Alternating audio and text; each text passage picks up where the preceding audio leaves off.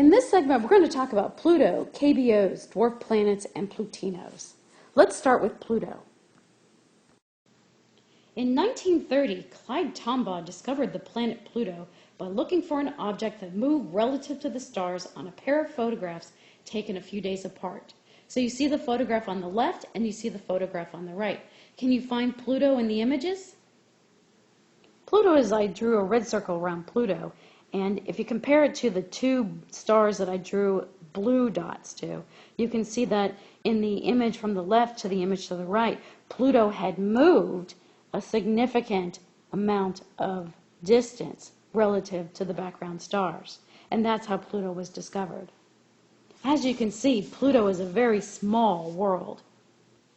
Here is an image from your textbook of a long exposure photograph made in 2006 with the Hubble Space Telescope. So the large object in the center is Pluto. And the next large object nearby is a moon called Charon.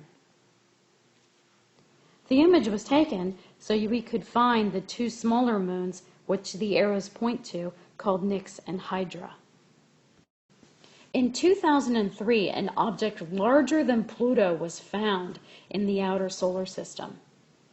It orbits about 1.7 times further away from the Sun than Pluto. It has about the same diameter as Pluto, but Pluto is slightly more massive.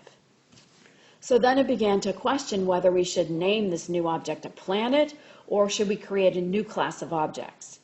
And the discovery of this object led the IAU to recognize a new class of solar system objects called dwarf planets.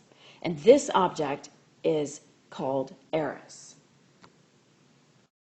In this astronomy picture of the day, the cartoon of June 16, 2007, we have an artist rendering of what Eris might look like.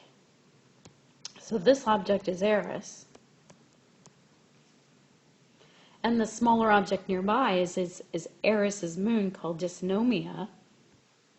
And Dysnomia is orbiting Eris, whereas Eris is orbiting a distant sun. Now, as mentioned, Eris is a dwarf planet. Let's go look at dwarf planets. A dwarf planet is a body that orbits the sun. It is not a satellite of a planet, and it is also not a planet. However, it is massive enough to pull itself into a spherical shape.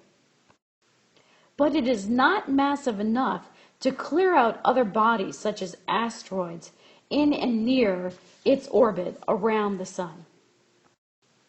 Examples are Pluto, Eris, and Sirius. So on the right cartoon from your textbook, we can see that there is a very large object. The large round outer circle is the size of Earth's moon, and the smaller object in comparison is Sirius. So you can see Sirius is much smaller than the size of Earth's moon. Sirius is the largest object in the asteroid belt, and it lies between the orbits of Mars and Jupiter. Not only is Sirius an asteroid, but Sirius is also a dwarf planet.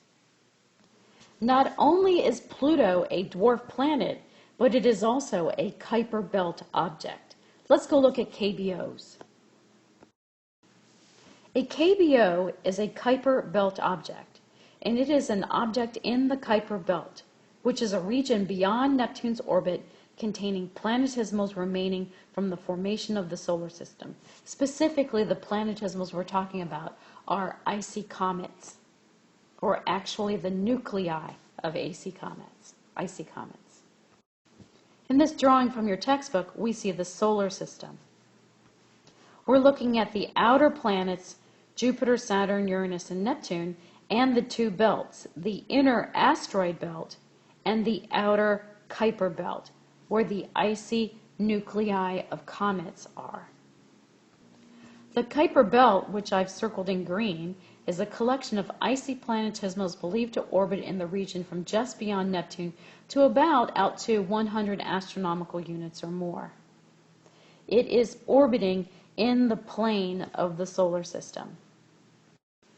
An example of a Kuiper Belt object is Pluto, and Pluto is one of the largest Kuiper Belt objects. Eris is another. Now, hundreds of planetesimals located in the Kuiper Belt are in what's called a 3-to-2 resonance. And the resonance is with the planet Neptune. So these Kuiper Belt objects actually orbit the Sun twice, while Neptune orbits the Sun 3 times, generating this 3-to-2 resonance. These very special Kuiper Belt objects are called plutinos. A plutino is one of the icy Kuiper Belt objects that is caught in a 3-to-2 orbital resonance with the Neptune. Now, Neptune is closer to the Sun, so Neptune is going to be traveling faster in its orbit. So as Neptune goes around 2-3 times, so it makes 3 orbits, the plutinos will only orbit twice.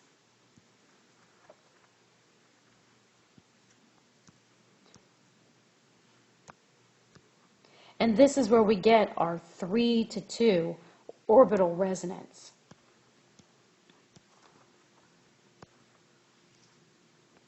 Neptune orbits 3 times, whereas the plutinos orbit twice. Now, not all Kuiper Belt objects will follow this 3-to-2 orbital resonance, only the plutinos.